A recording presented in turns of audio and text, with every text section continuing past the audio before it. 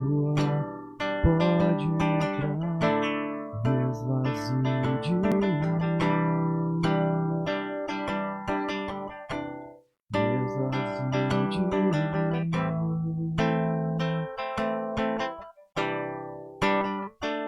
Sopra o teu vento aqui, como o teu trono vem reinar, nós queremos te ouvir, nós queremos te ouvir.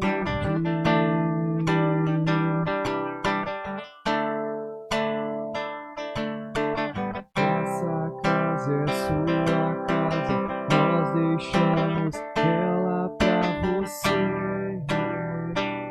Jesus.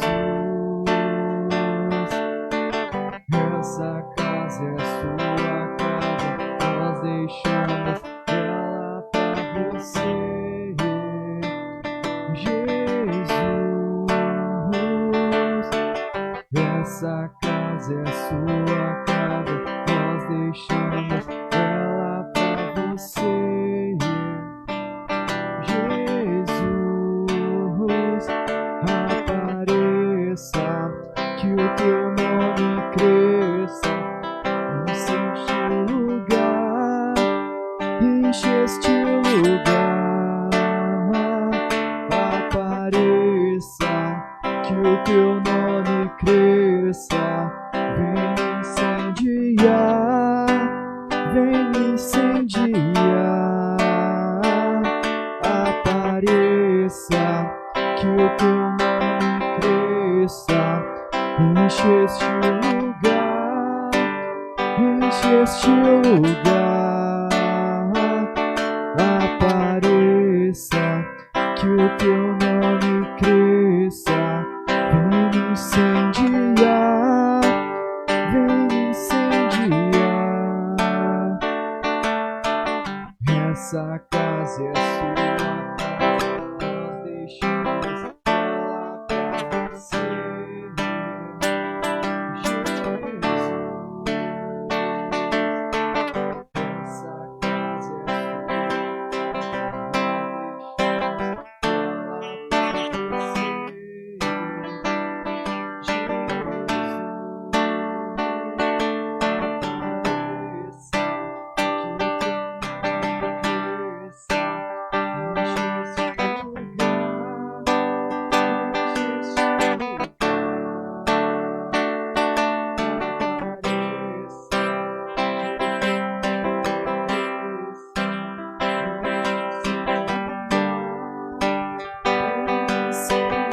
apareça, Deus, apareça, que o teu nome cresça, que o teu nome cresça, enche este lugar, enche este lugar, enche este lugar. Apareça, apareça, que o teu nome cresça, que o teu nome cresça, vem incendiar, vem incendiar. Essa casa é tua casa, essa casa é sua casa, nós deixamos ela pra você, Jesus. Jesus. Essa casa é tua casa, essa casa é sua casa, nós deixamos ela pra você, Jesus.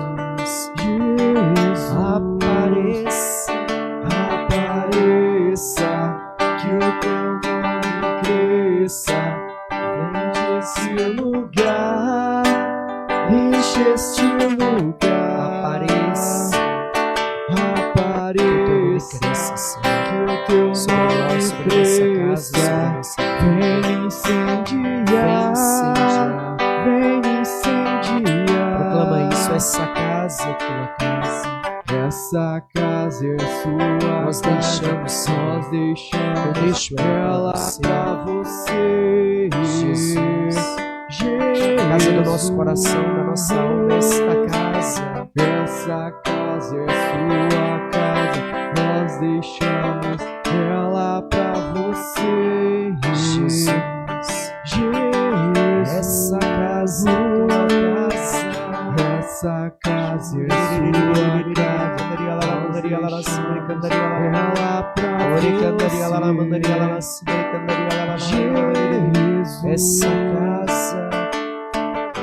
Essa casa é sua casa, nós deixamos ela pra você, Jesus. Essa casa é Nós sua, deixamos, Jesus, essa casa para nós você, deixamos a casa da nossa vida, da nossa alma. Jesus. O anjo do Senhor anunciou a Maria, e ela concebeu do Espírito Santo. Eis aqui a serva do Senhor, faça-se em mim segundo a vossa palavra. O Verbo divino se fez carne e habitou entre nós. Ave Maria, cheia de graça, o Senhor é convosco. Bendita sois vós entre as mulheres, bendito é o fruto do vosso ventre, Jesus.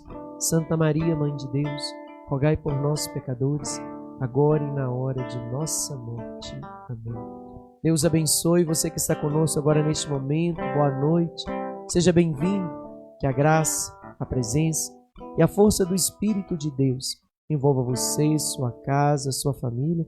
Nós temos aqui hoje o Gustavinho conosco, sobrinho do Padre. Deus abençoe, Gustavo. Boa noite, seja bem-vindo. Amém, Padre. Muito obrigado. Boa noite. Boa noite a todos. Deus abençoe você que está conosco agora neste momento rezando. Nós acolhemos a Gabi Bittencourt. Deus abençoe, Gabi. A Fabiana Abreu. Deus abençoe, Fabiana. Abençoe sua família, o Tulinho, a Isabelle, o Túlio, seu esposo. A Fabi Freitas. Deus abençoe, Fabi Freitas. O Jairo Linhares. A Lourdes Werneck. Deus abençoe, Lourdes. A Paula Assis, Gleida, mais o Arthur, um abraço, boa noite Arthur, boa noite Gleida. A Flávia Gonzaga, Deus abençoe Flávio. Bruno de Jesus, Deus abençoe, rapazinho, te proteja. O Aleph Fernandes, Deus abençoe Aleph. A Ana Rita Madeira rezando conosco, a Mercedes Domingos também, a Larissa Almeida, a Inês Mafra, Sandra Maria, Deus abençoe. Luiz Carvalho rezando conosco também. O Jairo Linhares, a Geralda, lá de Itabira, Deus abençoe Geralda. A Sandra Maria, um abraço às suas mocinhas, Deus abençoe Sandra. A Marcione Quintão, Deus abençoe Marcione, Deus abençoe sua vida, sua filha, a gestação da sua filha. A Gláucia, Deus abençoe Gláucia. A Ana Rita Madeira, a Reni Fátima, a Ana Soares, a Priscila Alvim, mulher de Deus, Deus abençoe Priscila. Rita, mais o Tiãozinho, um abraço Rita, um abraço Tiãozinho.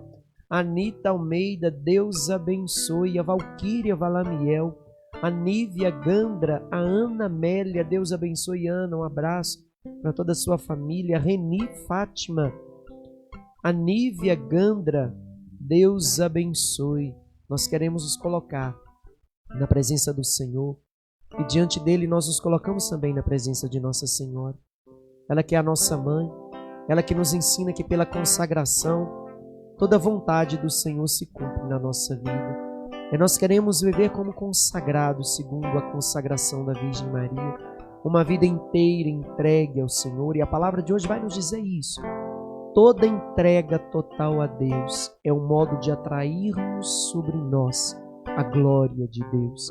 E quando nós nos consagramos, nós nos entregamos inteiramente, como Maria, nós proclamamos: sou todo teu, a minha alma te pertence, a minha vida te pertence. Como ela disse, nós dizemos, com a nossa consagração: faça em nós, Senhor, toda a tua vontade. Eu me consagro a ti, Mãe de Deus, Mãe de Deus e minha. Eu me consagro a ti, mestra e rainha. Eu me consagro a ti, Mãe de Deus, Mãe de Deus e minha. Eu me consagro a ti, mestra e rainha. acaso não sabeis, Acaso Acaso não sabes eu sou da Imaculada. que eu sou da Imaculada? Acaso não sabeis? Acaso não sabes? Eu tenho uma advogada. Tenho uma advogada. Só quem já foi órfão sabe. Só quem já foi Sabe o valor. sabe o valor O amor de mãe.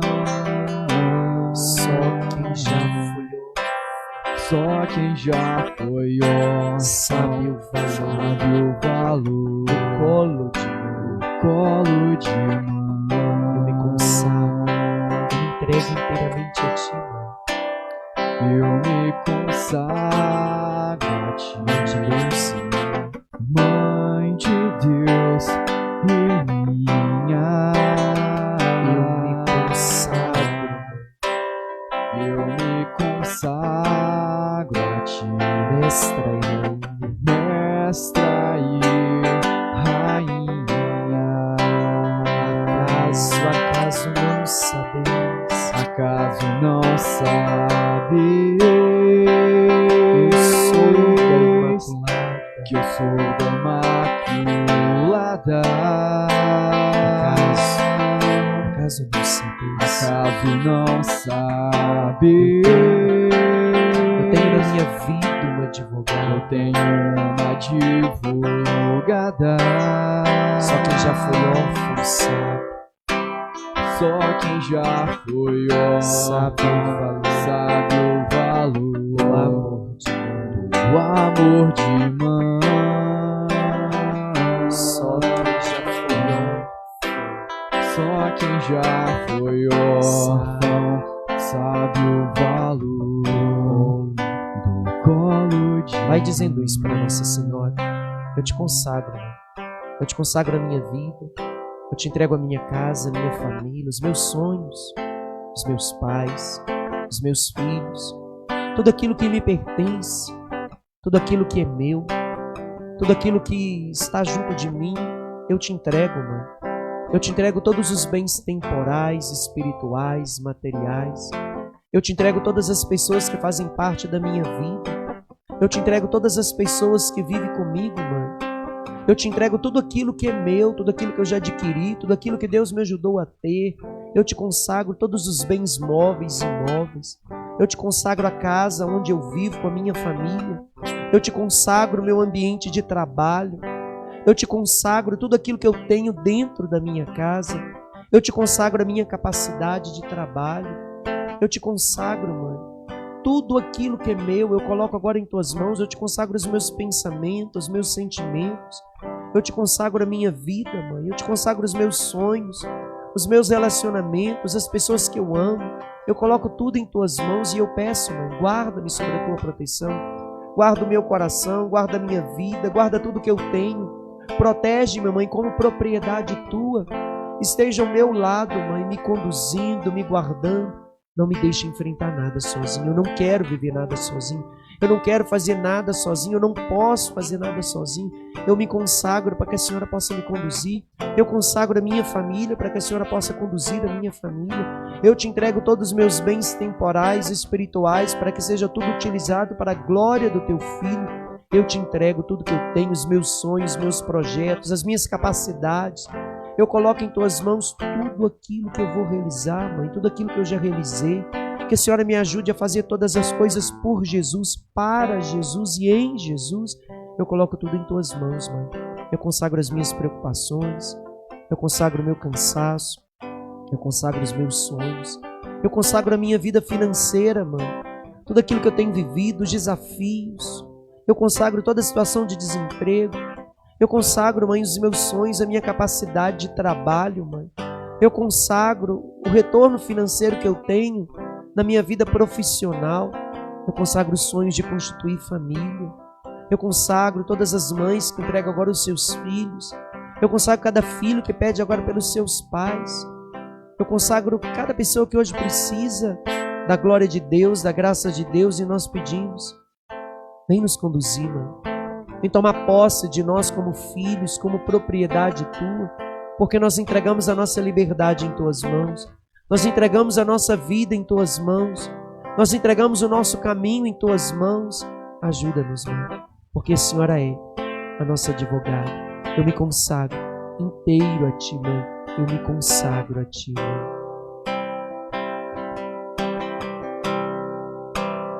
Eu me consagro a Ti, Mãe de Deus e minha. Eu me consagro a Ti, Mestra e Rainha. Eu me consagro a Ti, Mãe de Deus e minha. Eu me consagro, Eu me consagro a Ti, Mestra. Mestra e Rainha. Acaso não sabeis? Acaso não sabeis? Eu sou da Imaculada. Acaso não sabeis? Acaso não sabeis? Eu tenho a minha mãe, é minha advogada. Eu tenho uma não sou advogada. Nós não somos órfãos. Só quem já foi Sabe o órfão sabe o valor do amor de mãe. do amor de mãe. Só quem já foi órfão sabe. Só quem já foi órfão Sabe o valor. sabe o valor Do colo de mãe. do colo de mãe. Nós vamos rezar o terço do Espírito Santo, pedindo o Espírito Santo de Deus sobre nós, sobre a nossa vida. E nós colocamos nesse terço o aniversário de 2 anos do netinho da Lelinha, de Rio Piracicaba, o Murilo. Nós colocamos diante de Deus, pedimos a bênção de Deus sobre ele. Entregamos também os seus pais, André e Letícia, de Divinópolis. Entregamos também todas as intenções que a Lelinha traz no coração, a sua vida, a sua missão, sua família, seu trabalho. Nós colocamos diante de Deus. A Isabel de Oliveira, nós colocamos diante de Deus uma senhora de 76 anos que parou de andar. Os médicos não conseguem achar um diagnóstico para essa paralisia nas pernas. Nós colocamos diante de Deus e pedimos a misericórdia do Senhor sobre ela. Rezamos também pela Patrícia, que está com depressão, que nos pediu oração. Pedimos que o Senhor tenha misericórdia de ti, Patrícia, te levante, te fortaleça. Jovimara, de Santa Bárbara também, nós colocamos diante de Deus. Nós entregamos a saúde de Daiane Lopes, que vai ter agora uma criança, Ana Clara. O Vinícius, o pai, pede oração. Ela está se preparando agora para um procedimento médico. A bolsa rompeu e nós colocamos agora a Ana Clara, essa criança, sob a proteção do Senhor, e pedimos que Jesus venha agora estar junto dela. Que o Senhor venha trazer a tranquilidade, a paz, que o Senhor venha tocar nas mãos desses médicos, para que essa criança possa nascer em paz diante de Deus. Nós pedimos que seja mais do que médicos, pedimos a presença de Nossa Senhora neste momento agora, cuidando do pai, cuidando da mãe, dessa criança que vai vir agora neste momento a vida. Nós entregamos também a Letícia, uma mãe que perdeu um filho, agora a criança nasceu, a criança não sobreviveu. Nós colocamos diante de Deus também o Davi, pedimos à mãe toda a graça da aceitação, da superação. E colocamos diante de Deus vocês que rezam conosco, a Lerte Ferreira, pedindo oração pela sua saúde, a Fabi Freitas, pedindo por Ladiane Ribeiro, Ana Paula, entregando todas as suas necessidades, a Érica, entregando a sua saúde e sua vida. Nós rezamos esse texto do Espírito Santo, pedindo que o Espírito Santo venha sobre cada um de nós, venha nos guardar. Nós estamos reunidos, em nome do Pai, do Filho, do Espírito Santo. Amém. Pelo sinal da Santa Cruz, livra-nos Deus, nosso Senhor, os nossos inimigos carnais e espirituais, em nome do Pai, do Filho e do Espírito Santo. Amém. Creio em Deus Pai Todo-Poderoso, Criador do céu e da terra.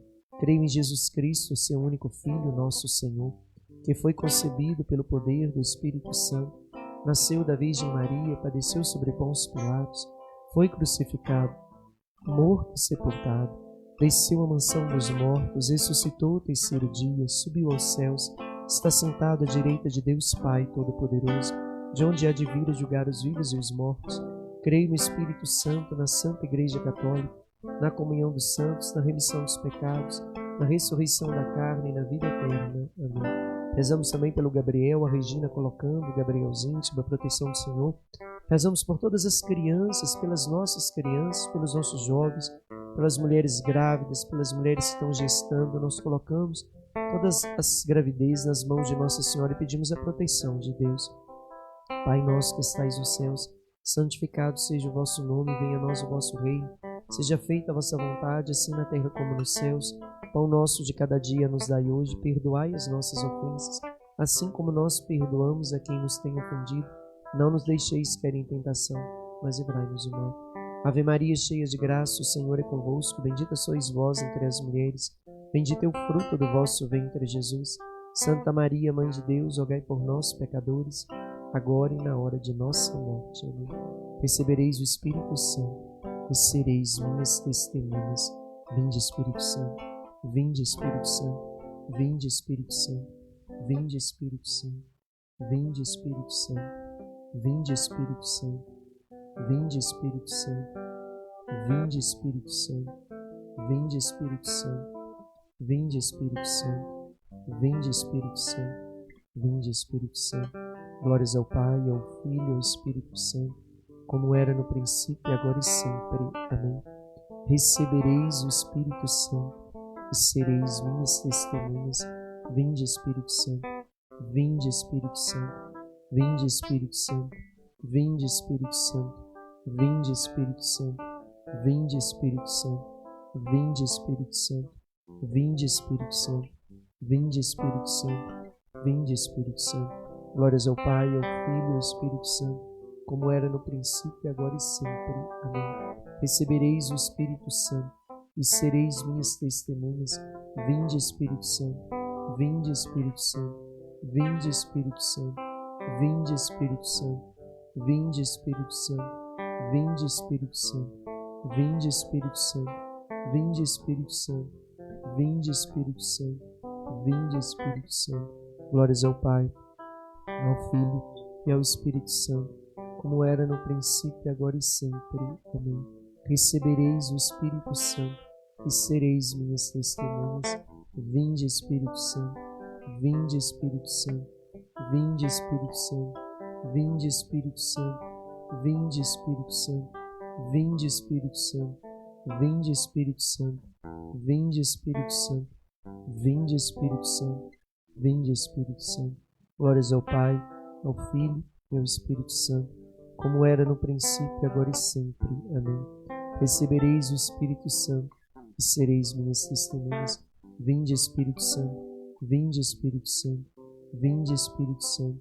Vinde, Espírito Santo. Vinde, Espírito Santo. Vinde, Espírito Santo. Vinde, Espírito Santo. Vinde, Espírito Santo. Vinde, Espírito Santo. Vinde, Espírito Santo. Glórias ao Pai, ao Filho e ao Espírito Santo, como era no princípio, agora e sempre. Amém.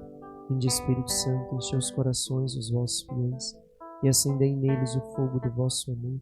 Enviai o vosso Espírito e tudo será criado e renovareis a face da terra.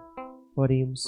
Ó Deus, que instruíste os corações dos vossos fiéis com a luz do Espírito Santo, fazei que apreciemos retamente todas as coisas, segundo o mesmo Espírito, e gozemos sempre de sua consolação. Por Cristo nosso Senhor. Amém. Nós pedimos a presença do Espírito Santo de Deus sobre nós. É Ele que nos dá o entendimento da palavra, que nos dá a capacidade de viver a palavra. Assim como a corça suspira desejando pelas águas puras, assim também nós desejamos. A corça não toma qualquer água. A corça é um animal, tipo um alce, que quando encontra uma água, ela não bebe água em qualquer lugar. Ela vai seguindo o leito das águas até chegar no lugar onde a água nasce. Ela só bebe a água que é pura e ela percorre caminhos longos até encontrar a fonte. o lugar de onde a água nasce pura. E é do coração do Senhor que essa água brota, e nós queremos do Senhor receber esse Espírito Santo, que venha saciar a sede que temos, que venha nos dar aquilo que é a verdade, aquilo que nos conduz, aquilo que sacia a nossa alma, aquilo que nos sustenta. E nós pedimos: vem Espírito Santo sobre cada um de nós. Nós temos sede de Ti, assim como a corça suspira por Ti, nós suspiramos, Espírito Santo. Vem sobre cada um de nós.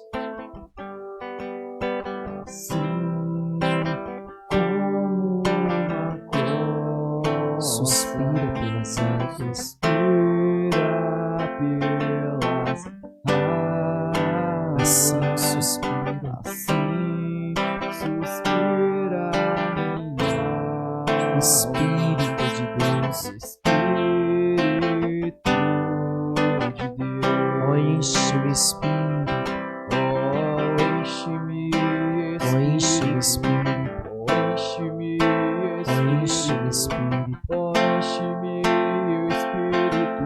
suspira, Espírito de Deus, ó, enche-me, Espírito, ó, enche-me, Espírito, ó, enche-me, Espírito. Glórias ao Pai, ao Filho e ao Espírito Santo, como era no princípio, agora e sempre. Amém. Nós vamos pegar nossa palavra, nós vamos concluir hoje o livro do Êxodo, com a graça de Deus.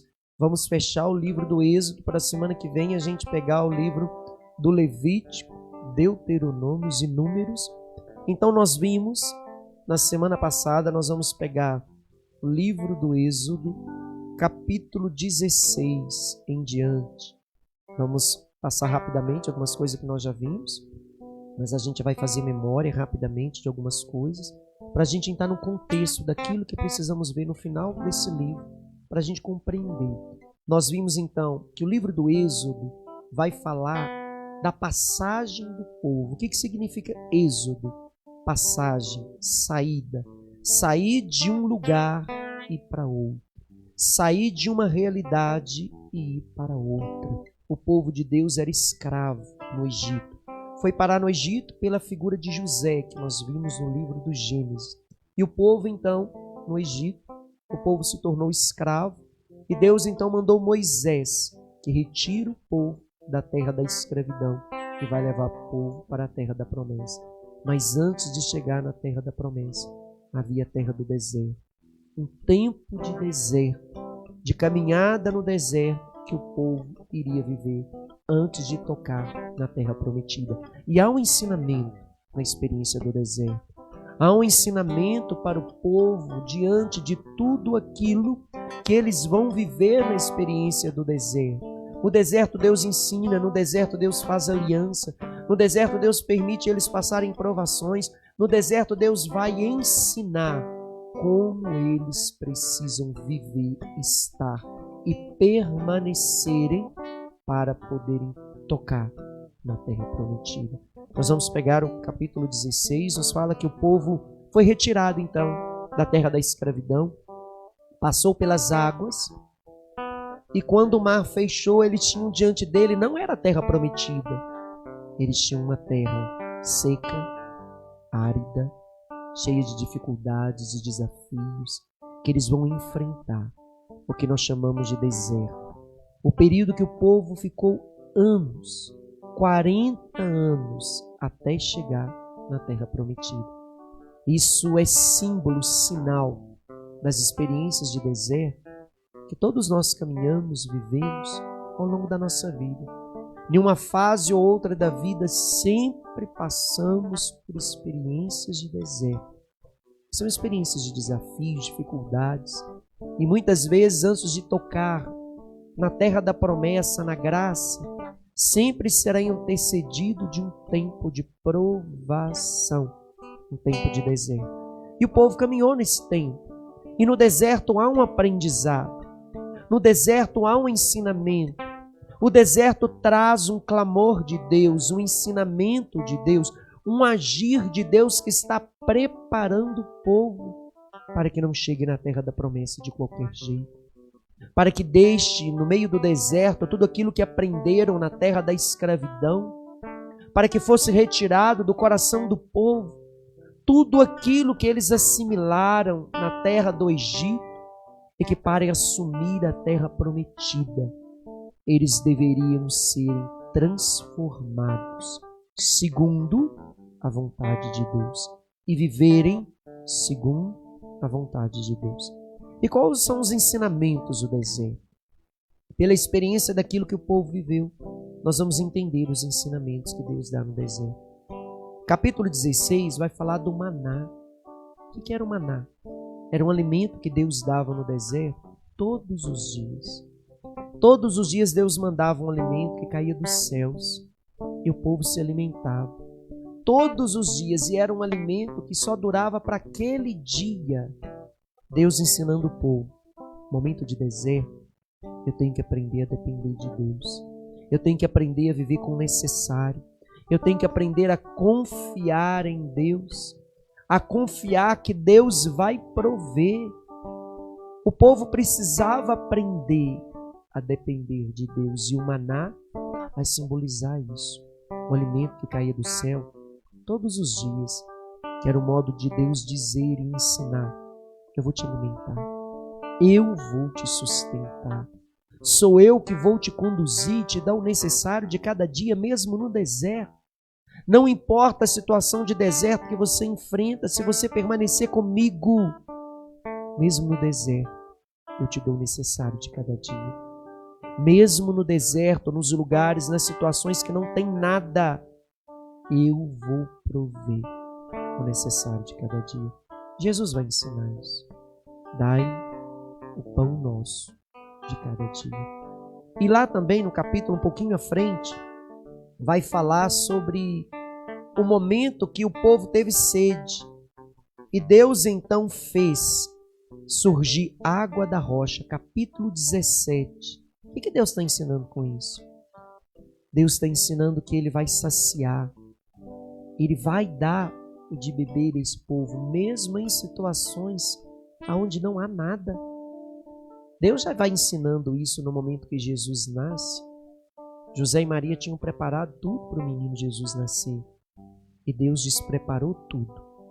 Deus levou Maria e José a irem para um lugar onde não tinha beleza, onde não tinha recurso, onde não tinha nada.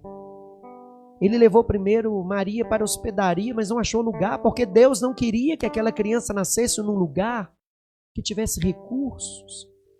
Mas Deus queria que aquela criança, o seu filho, nascesse num lugar que era desprovido de tudo, para ensinar que a segurança dos filhos de Deus está nas mãos de Deus.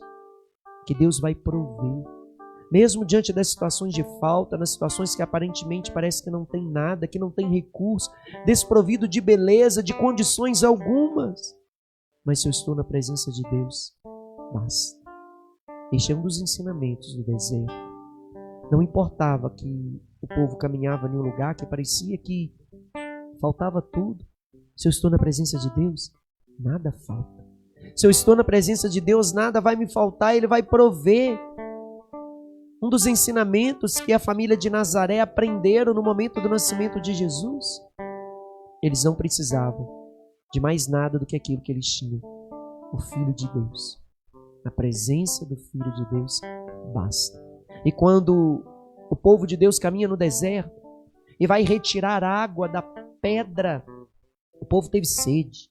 E Deus disse a Moisés: toca na rocha.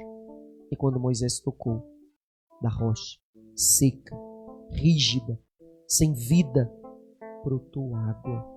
Para ensinar esse povo a confiar em Deus, a depender de Deus. É impossível viver na terra da promessa sem aprender a confiar, sem aprender a viver do necessário de cada dia, sem aprender a se pegar no supérfluo, mas simplesmente se manter do necessário que o Senhor dá. E aquilo que Deus dá, basta.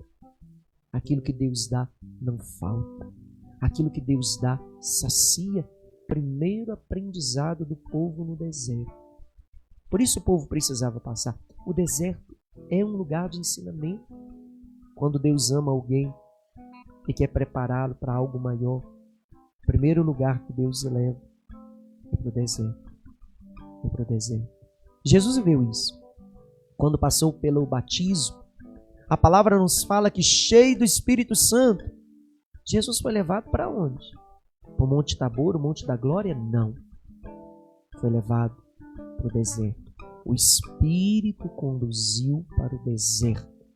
E ali ele viveu 40 dias enfrentando desafios, mas nada faltou, porque Deus provê o necessário. Aqueles que colocam nele a sua confiança.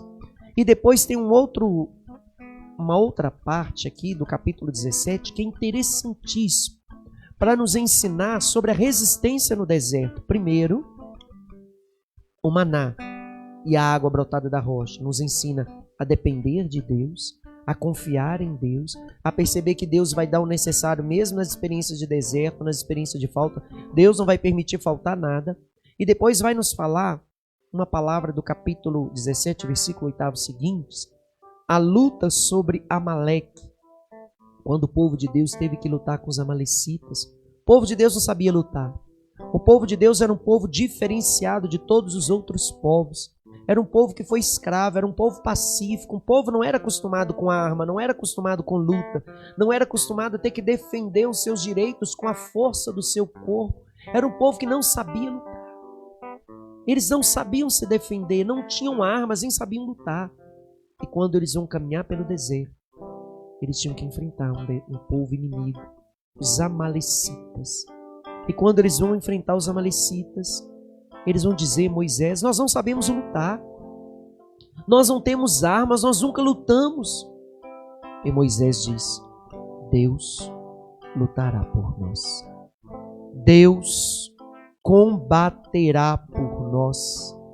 E quando Deus se levanta, quem pode ir contra? E eles disseram: mas como nós vamos lutar? Vem um exército inimigo contra nós, com armas, com cavalos, com cavalaria, com exército. E Moisés diz: eu vou subir diante do trono de Deus, e eu vou rezar, e vocês vão lutar. E a vitória não vem de nós. A vitória não vem de nossas forças. A vitória não vem da capacidade, a vitória não vem das armas, a vitória não vem dos músculos dos homens, nem dos cavalos, nem das cavalarias, nos ensina o salmista. A vitória vem de Deus. Toda vitória em qualquer situação, a sentença vem de Deus. E Moisés subiu. E nos fala a palavra que quando Moisés subiu, ele colocou Josué à frente do povo, Josué que depois vai assumir o seu lugar, e chamou todos os homens, e todos os homens foram lutar. Enquanto Moisés subiu no monte, num lugar onde ele via o povo em campo de batalha, e nos fala que enquanto Moisés estava com a mão erguida rezando, o povo de Deus vencia. Quando Moisés cansava, baixava a mão, o povo de Deus perdia. Quando ele levantava a mão e rezava, o povo de Deus era forte e vencia. Quando ele abaixava a mão, deixava de rezar, o povo era fraco e perdia. Olha o ensinamento. Quando nós estamos levantados diante de Deus, a vitória não vem por nós, mas a vitória vem de Deus. A vitória em qualquer situação começa quando nós nos prostramos diante de Deus, quando nós nos colocamos diante daquele que pode trazer a vitória.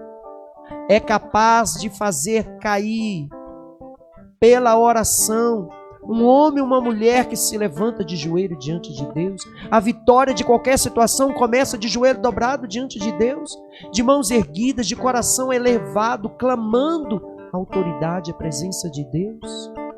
E Moisés vai dar esse ensinamento para o povo. Quando ele estava rezando, a sua mão erguida, o olhar voltado para o céu, seu povo era forte, seu povo vencia, a sua família caminha, a sua situação é mudada, o inimigo perde a força, porque é Deus quem traz a vitória. Outro ensinamento do deserto. Essa luta contra os amalecitas vai dizer, Deus ensinando, vocês vão enfrentar desafios, vocês vão enfrentar situações de batalha, mas se colocarem diante de mim, eu darei a vitória. A vitória vem de mim. A vitória não vem das suas forças, da sua condição, da sua capacidade, mas quando você se levanta diante de mim, eu levanto você diante de tudo aquilo que quer te prostrar, te abater. A vitória vem de Deus. Outro ensinamento que Deus dá nas situações de deserto: a nossa defesa, a nossa vitória vem pela oração. Esse é o segundo ensinamento. Então, o primeiro ensinamento, o maná e a água no deserto, é aprender a depender de Deus, aprender a confiar em Deus, mesmo nas situações de falta, que é Deus que nos dará o necessário nas experiências do deserto da vida que a gente enfrentar. Não é confiar em nós mesmos, experiências às vezes de aridez espiritual, de perda de sentido que às vezes vivemos, de não conseguir encontrar um caminho, e às vezes de querer jogar tudo para cima, de parar, de desistir, achar que não dá conta mais. Os desertos existenciais que vamos vivenciando ao longo da vida, Deus é a resposta.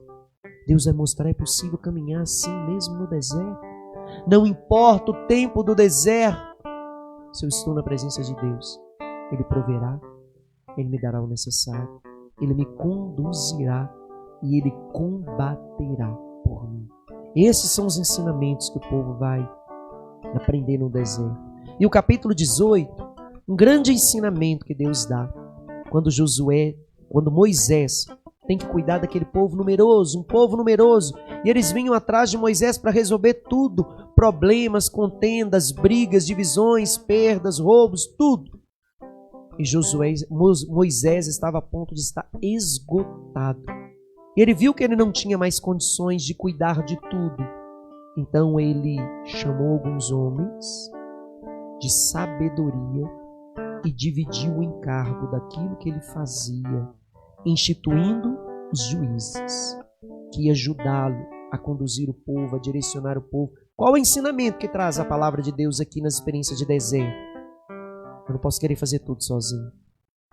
Eu não posso querer realizar tudo sozinho.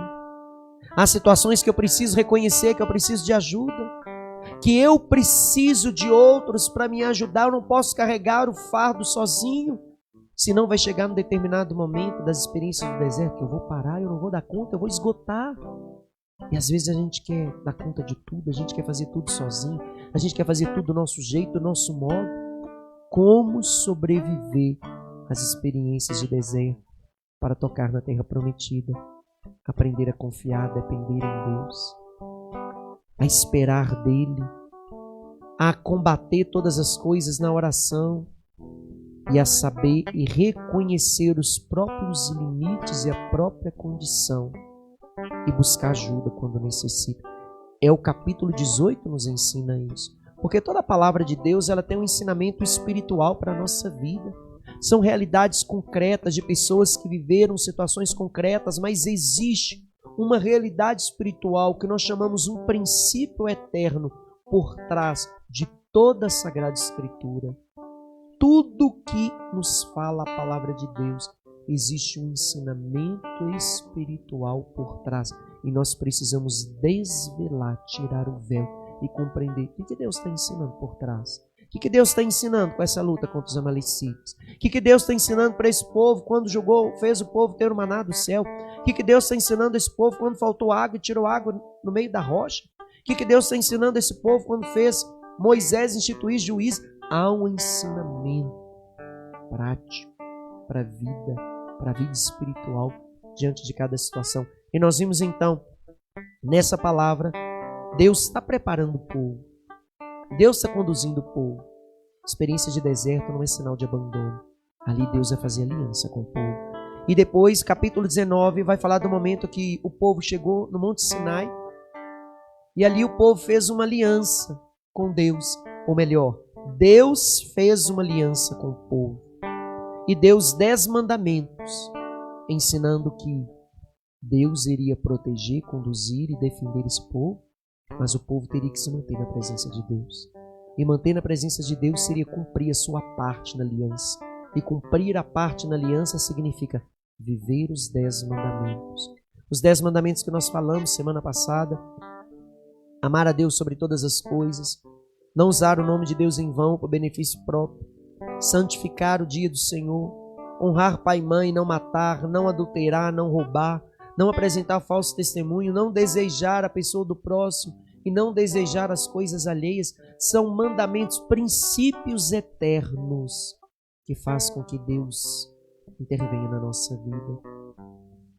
Os mandamentos que nos levam a uma comunhão perfeita com Deus e com o próximo. Os 3 primeiros mandamentos diz respeito a Deus. O 4º mandamento diz respeito à família.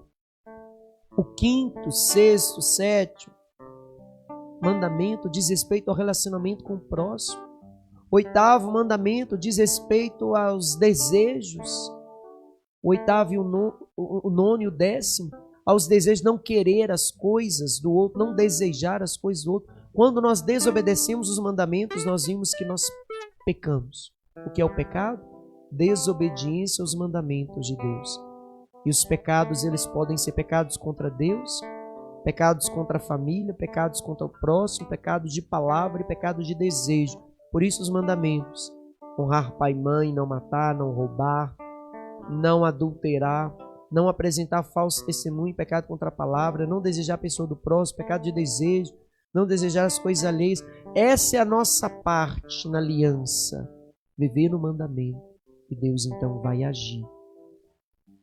Depois desses mandamentos, vai nos falar que o povo de Deus então desobedeceu às leis de Deus. O povo criou um bezerro de ouro e quis adorar esse bezerro, porque Moisés estava demorando. Eles queriam que a vontade deles se cumprisse, eles não queriam fazer a vontade de Moisés, as leis, os mandamentos, os desejos que Moisés recebeu de Deus. Então eles constroem um bezerro de ouro, nos ensinando que a experiência do deserto também tende a nos levar a querer fazer a nossa própria vontade, a edificar um bezerro de ouro, a querer fazer somente aquilo que eu quero, a não buscar em Deus respostas, a não saber esperar em Deus, a não saber confiar na providência, na intervenção de Deus. Moisés subiu para o monte e ficou lá 40 dias e 40 noites. O povo começou a reclamar: cadê Moisés? Moisés nos abandonou, Deus nos abandonou, Deus nos deixou. Quantas vezes a gente fala isso com Deus no tempo de espera? Quantas vezes nós reclamamos, murmuramos do tempo de espera? E vamos criando ídolos, vamos criando bezerros de ouro, nós mesmos vamos fundindo esse bezerro no nosso coração, porque queremos fazer a nossa vontade e não a vontade de Deus. Não sabemos esperar o tempo de Deus e queremos tudo no nosso tempo, do nosso jeito, do nosso modo. Isso é uma edificação de um bezerro de ouro no nosso coração. Querer fundir um ídolo para que possa ser adorado, ou seja, fazer a nossa própria vontade. Enquanto os mandamentos e a aliança de Deus nos ensina a fazer a vontade de Deus. Grande ensinamento que Deus dá de resistência na experiência de deserto. Saber esperar o tempo de Deus. Não querer que as coisas aconteçam do seu jeito, do seu modo, do seu tempo. Mas fazer a vontade de Deus. Por isso os mandamentos. Conhecereis a verdade vos libertará. O meu povo se perde por falta de conhecimento. Medita na lei do Senhor noite e dia. Ata as palavras da minha lei nos teus lábios, no teu coração, e vive a tua vida amparada na minha palavra, e verás se eu não abro as comportas do céu sobre ti, se eu não serei amigo dos teus amigos, inimigo dos teus inimigos, se eu não tornarei próspero todo o trabalho de tuas mãos e transbordarei os teus celeiros. Nos fala a palavra de Deus. Promessa da ação de Deus quando nós vivemos na sua palavra. E depois que Deus faz aliança com o povo, vem o capítulo 21 então, várias leis que Moisés vai dar ao povo a partir dos 10 mandamentos. Leis a respeito dos escravos, dos homicídios, dos roubos de animais, da violação, das leis religiosas. E Deus então vai instruir o povo. E Moisés vai realizar várias leis em cima dos 10 mandamentos, porque ele está organizando o povo em grupo. O povo vai caminhar junto, vai constituir-se como um povo, mas eles precisam de leis para se organizar, porque é onde falta a lei, a desordem impera. As leis vêm para regular os relacionamentos, a conduta humana. Então Moisés começa a organizar, e ele também vai receber no capítulo 25 algumas leis, porque Deus pediu a construção de um lugar sagrado. Deus iria caminhar com o povo no deserto, mas queria que o povo tivesse algo visível, aonde Deus pudesse se manifestar e pudesse ser sinal concreto da presença de Deus com o povo, mesmo o povo no deserto. E Deus vai pedir para construir um santuário. Não é um santuário fixo, de paredes, como nós vemos, mas o povo construiu um santuário a partir de tendas, porque o povo vivia no deserto em tendas. Cada hora estava em um lugar distinto. E Deus queria que Moisés edificasse uma tenda, um lugar sagrado, num ambiente de deserto, onde eles caminhavam para mostrar a presença, onde Deus falava, onde Deus agia, onde o povo escutava Deus. E ele então vai dar a Moisés várias leis a respeito desse lugar sagrado. Capítulo 25, todo em diante. Como que vai ser construído esse santuário? Como que vai ser construído a Arca da Aliança? O que é a Arca da Aliança? É uma arca onde vai ser colocado 2 querubins, 2 anjos com asas para cima, e ali vai ser colocado o cajado de Moisés e as tábuas dos mandamentos. E ali Deus vai falar. Ali Deus vai agir. Ali Deus vai se manifestar. Aonde o povo de Deus entrava com a Arca da Aliança, todo inimigo caía por terra. O povo tinha medo quando via o povo de Deus carregando a Arca da Aliança, porque sabia que aquela arca trazia a presença de Deus. Era o símbolo daquilo que de mais sagrado o povo tinha. E Deus se manifestava. E Deus pediu que construísse então uma arca. Foi colocado ali as tábuas, os 10 mandamentos. Deus pediu que fosse criado também um candelabro, aonde iria acender luzes, como se fosse presença sagrada de Deus.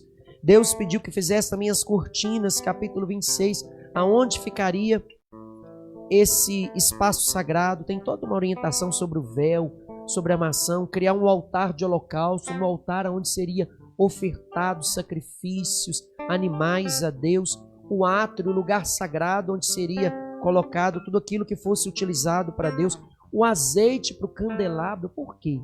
Porque todo lugar sagrado sempre existe uma luz acesa. Sempre tem sinal de um fogo, e aquele fogo sagrado simboliza a presença de Deus, que não pode se apagar nunca. Hoje nós temos toda a capela do Santíssimo. Para se ter a capela do Santíssimo, precisa lá dentro ter uma luz.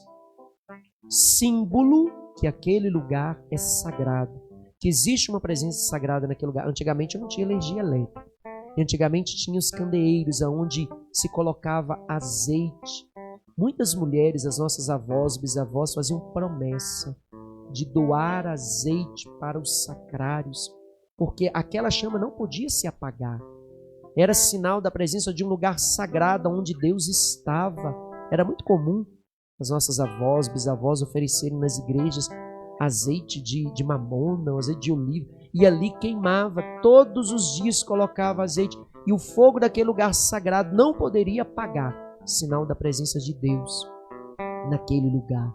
Existem muitos conventos até hoje que no sacrário não se utiliza ainda a luz elétrica como símbolo de um lugar sagrado ainda. Alguns conventos ainda utilizam o azeite e coloca ali uma chama, e ali se mantém aceso pelo azeite como sinal sagrado. E Deus pediu também que naquele lugar sagrado sempre tivesse um candelabro com as luzes acesas, e que aquela luz não poderia se apagar. E foi falando como seria esse candelabro, o azeite, como se faria esse azeite. E depois vai falar sobre as pessoas que vão cuidar desse lugar sagrado. Se existe um lugar sagrado da manifestação da presença de Deus, com os objetos sagrados que serão para uso de Deus, precisa agora de alguém que seria também consagrado a Deus para ficar a serviço desse lugar sagrado. Aí surge a imagem dos sacerdotes, que seriam aqueles que estariam a serviço da arca, a serviço do lugar sagrado, e cuidaria das coisas de Deus. Araão, irmão de Moisés, foi escolhido por Deus, e Deus abençoou e diz que ele e todas as suas descendências, os seus filhos, seriam sacerdotes, estariam a serviço de Deus. Antigamente, antes de Jesus, os sacerdotes só poderiam ser descendentes de Araão. Todos os sacerdotes cuidavam das coisas santas. Ninguém poderia tocar na Arca da Aliança se não fosse um sacerdote descendente de Araão, consagrado. Quando ele tocava, ele morria. Por isso o povo tinha medo, o exército inimigo tinha medo. Quando o povo de Deus, os sacerdotes, vinha com a arca da aliança, marchando diante do povo, eles temiam porque sabiam que aquilo era sagrado. Tem um ensinamento profundo nisso. Mas à frente a gente vai dizer isso. Então aqui vai dizer, agora no capítulo 28, como que vão ser essas pessoas consagradas a Deus, que vão cuidar desse lugar sagrado, que eles vão chamar de sacerdotes. Eles vão ter toda uma vestimenta, o efode, o peitoral, o manto, o sinal de consagração. Todos os sacerdotes teriam que trazer sobre o turbante, sobre a cabeça, uma rosa de ouro inscrita, consagrado ao Senhor, como um sinal de pertença à flor. Por isso, no momento da nossa consagração, sempre nós utilizamos uma rosa para expressar nossa entrega, porque a flor, desde o Antigo Testamento, ela era utilizada como um símbolo de consagração, de entrega.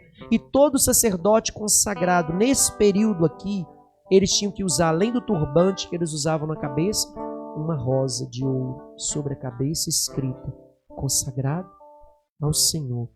Capítulo 28, versículo 26, 36 seguintes.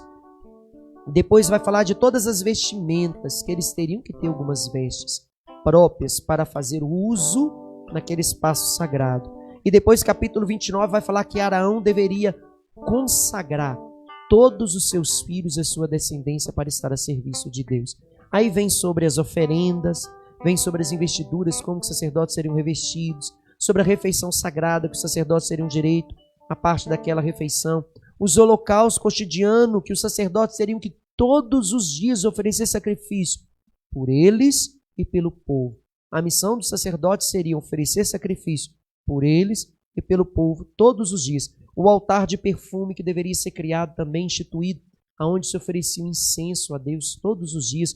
O tributo para o culto, que é um preceito do dízimo, que seria utilizado de tudo aquilo que as pessoas adquiriam, recebiam, era doado uma parte, 1/10 daquilo que recebiam, por isso o nome dízimo. 1/10, uma parte daquilo que recebia, colocava diante de Deus. Depois vai falar dos objetos que seriam utilizados: bacia, óleo da unção, o perfume, o repouso sabático. O que é isso? Proibido trabalhar no dia de Deus. Dia que não é só para dia descansar, não é só para ver televisão, nem Domingão do Faustão, não. O dia de domingo é dia de santificar o dia do Senhor. É o dia de primeiro honrar Deus. Depois eu posso fazer outras coisas. Depois eu posso visitar parente, depois eu posso namorar, depois eu posso sair, depois eu posso ver amigos, mas primeiro eu preciso santificar aquele dia na presença de Deus. Trazer na presença de Deus tudo aquilo que eu vivi ao longo da semana. Santificar o dia do Senhor. É um preceito que está aqui, o repouso sabático, capítulo 31.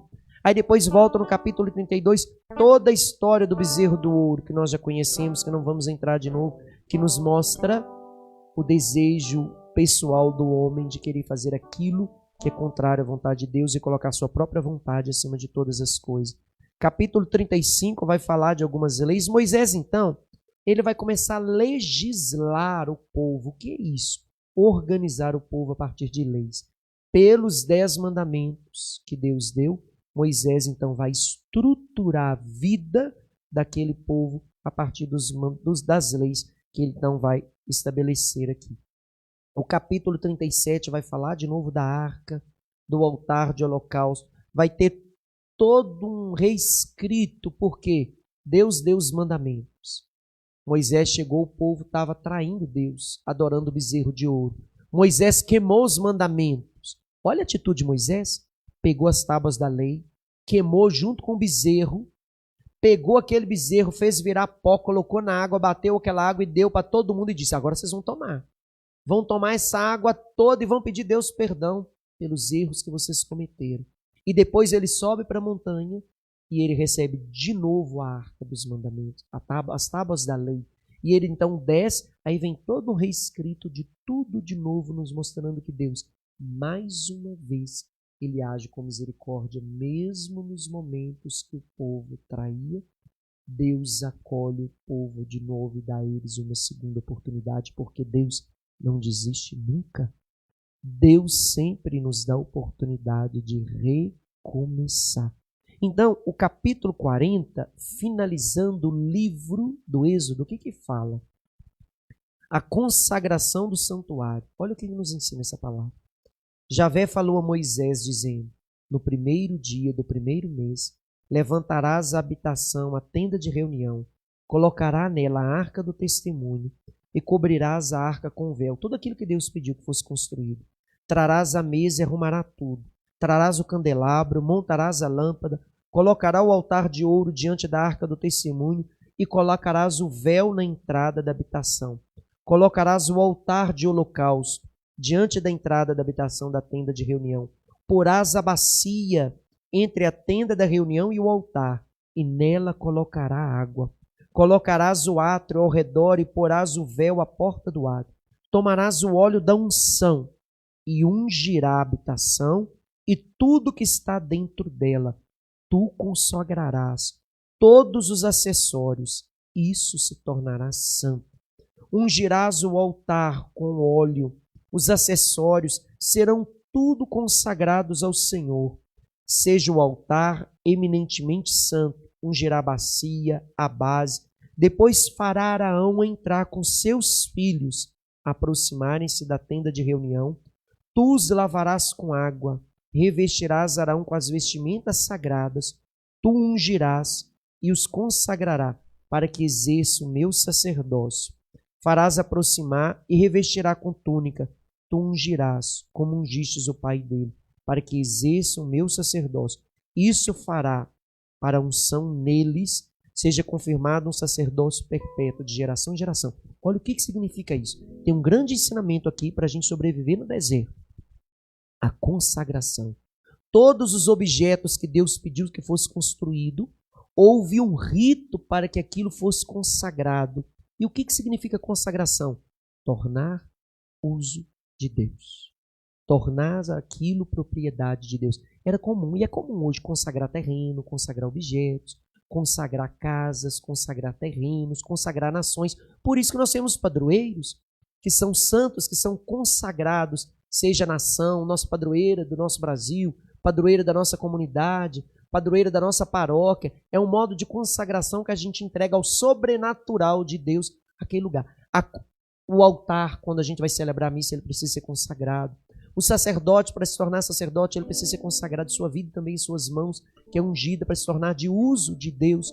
Então, a consagração significa uso exclusivo de Deus. E olha o que nos fala, então, o versículo 34 do capítulo 40, para a gente finalizar o livro do Êxodo. Aqui está ensinando como sobreviver no deserto.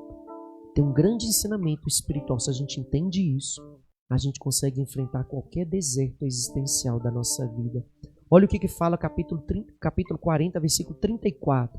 Primeiro fala da consagração de todos os objetos, do lugar, do ambiente, das pessoas que vão servir naquele lugar. E olha o que fala o versículo 34.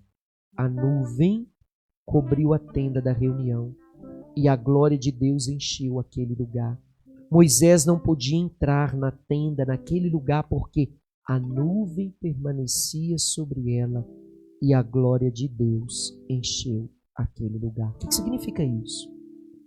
Tudo que é consagrado, quando é consagrado, Deus toma posse e manifesta naquele lugar. A glória significa a ação de Deus. Aqui está simbolizando aquilo que Jesus vai viver no Monte Tabor. Quando ele começou a rezar, a glória encheu aquele lugar. Ele se transfigurou, a luz de Deus encheu aquele lugar. Antes, a glória que envolvia só Moisés. Porque Moisés, quando subia, a glória de Deus descia. A nuvem descia, a glória de Deus, o fogo de Deus descia.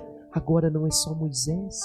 Aquilo que é consagrado tem a glória de Deus. Aquele que é consagrado tem sobre ele a glória de Deus. Aquilo que é consagrado tem sobre ele a glória de Deus, objetos, casas, coisas, trabalho, família, filhos. Por isso o ato da consagração. Quando nós consagramos algo a Deus, a glória vem, Deus toma posse, Deus começa a conduzir. E olha o que nos fala o versículo seguinte. Em todas as etapas, quando a nuvem levantava por cima da habitação, os israelitas se colocavam em marcha. Mas se a nuvem não se levantava, eles não marchavam. até que ela se levantasse, pois de dia a nuvem ficava sobre eles e à noite o fogo caminhava diante deles. O que significa isso? Quando se consagra, recebe ali a glória de Deus. E essa glória de Deus é que vai nos conduzir. E todos os dias o povo via uma nuvem sobre eles, e quando via a nuvem, caminhava. Quando não via a nuvem, não caminhavam. Não saíam do lugar. E eles eram conduzidos de dia pela nuvem, à noite pelo fogo. O que significa isso? Eu não posso querer fazer nada por mim mesmo.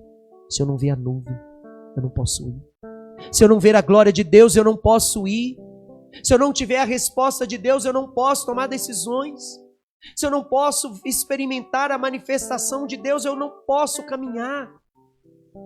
Diante das experiências de deserto, eu só sobrevivo, eu só supero, se tiver sobre mim a glória de Deus. Grande ensinamento, aquilo que Maria vai dizer. Faça-se em mim a tua vontade, ela se entrega, Deus espera a nossa entrega. A consagração é uma entrega, e quando a gente se entrega, a glória de Deus vem e toma posse. E quando fala que eles não caminhavam, não marchavam, enquanto não viam a glória de Deus, a nuvem, que eles chamam a nuvem de glória. Todas as vezes que a palavra agora tiver a imagem da nuvem, é sinal da glória. E sinal da glória significa sinal da presença de Deus. Se eles não viam a nuvem, eles não marchavam. Se eles não viam a nuvem, eles não caminhavam. O que Deus está ensinando com isso? Que diante do deserto, eu não posso fazer minha vontade. Eu tenho que fazer a vontade de Deus. E há momentos que Deus vai nos levar ao deserto. Há momentos que nós vamos ver experiências de deserto existencial. E o livro do Êxodo, depois você vai ler o livro do Êxodo nessa perspectiva que o Padre está te trazendo. Você vai ler tudo de novo, você vai perceber que Deus traz um grande ensinamento para esse povo no livro do Êxodo. Ensinando o quê? Que primeiro eu preciso aprender a depender de Deus. A experiência do maná no deserto. Eu tenho de aprender a lutar em Deus e não com as situações. O momento que o povo vai lutar contra os amalecitas e se torna forte quando levanta a mão rezando diante de Deus. Eu preciso reconhecer as minhas capacidades, as minhas limitações quando Moisés estabelece juízes. Reconhecer as minhas faltas, os meus limites, que eu preciso da ajuda de Deus, que eu não posso me bastar por mim mesmo, senão eu vou criar um bezerro de ouro. E quando eu cumpro os mandamentos, eu me mantenho na aliança. E quando eu me mantenho na aliança, eu vivo como um consagrado. E aqui, a aliança significa seguir os mandamentos de Deus, o que me guarda diante de qualquer deserto da vida. E a consagração significa entrega exclusiva a Deus. E quando há entrega, a glória de Deus vem. E Deus vai nos conduzir. E o maior de todas as consagrações é o nosso batismo.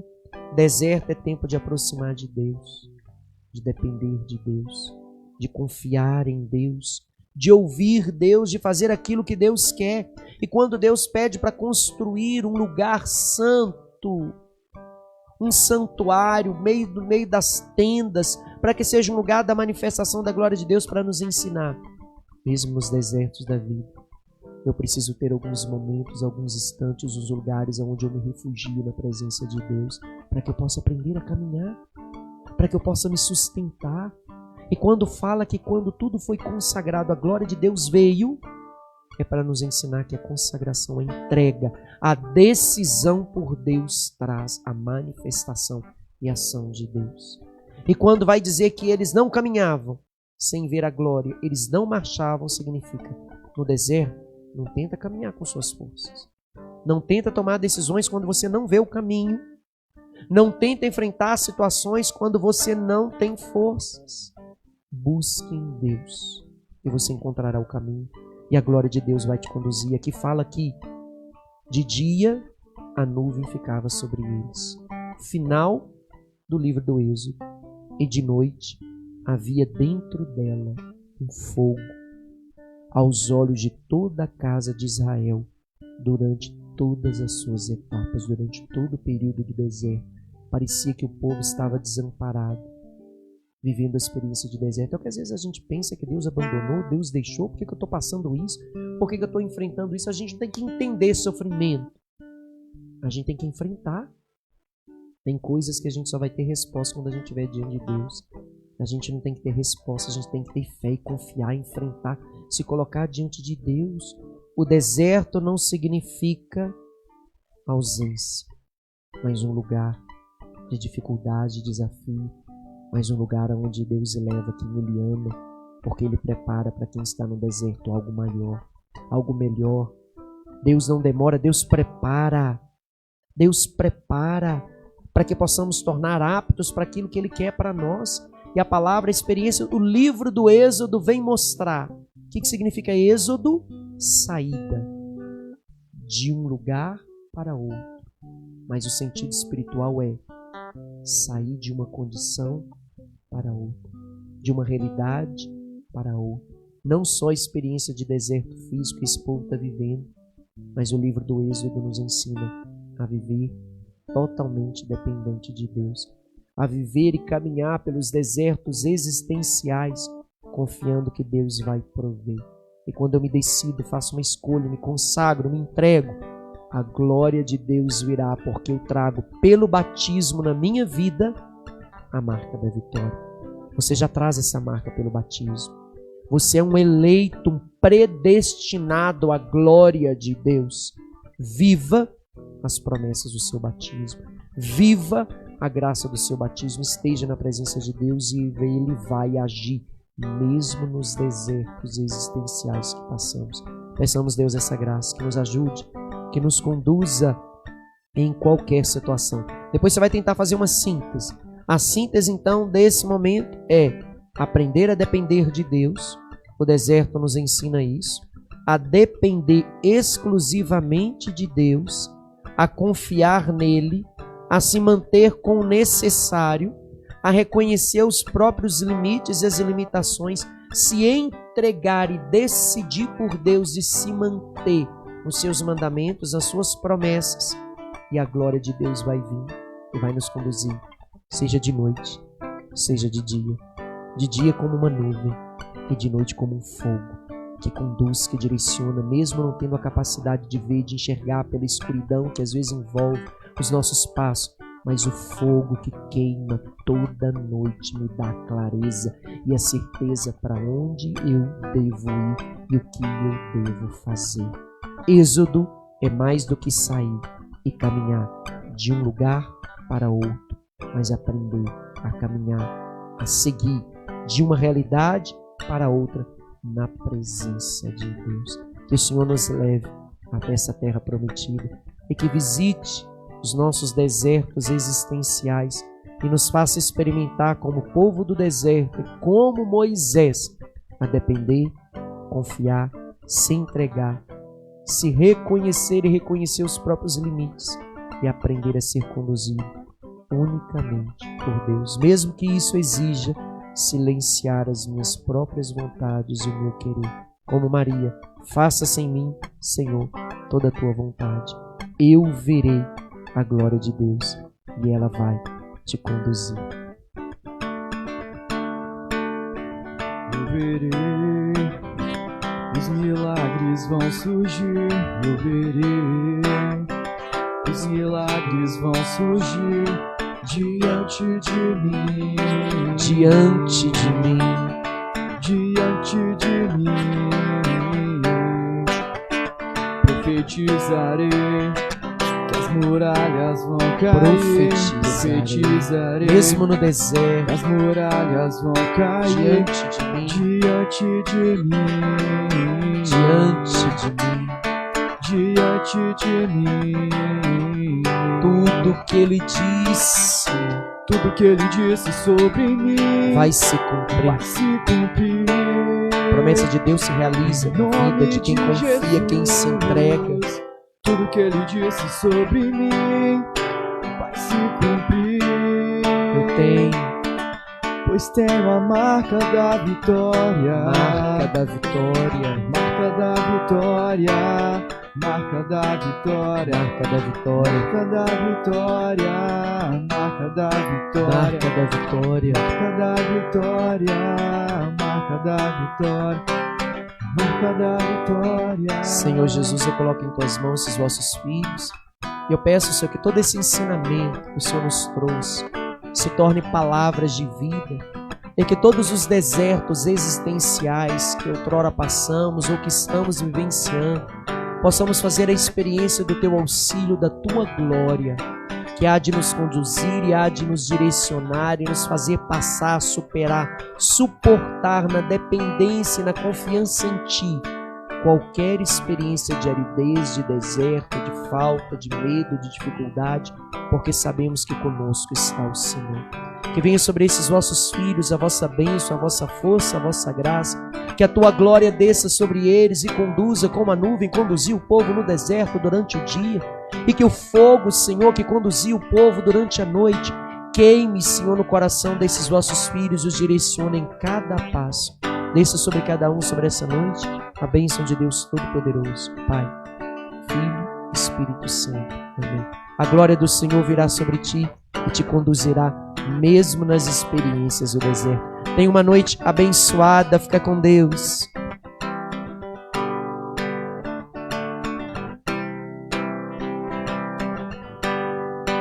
Vai se cumprir em nome de Jesus.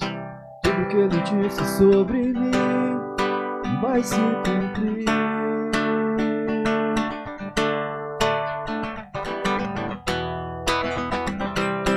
Marca da vitória.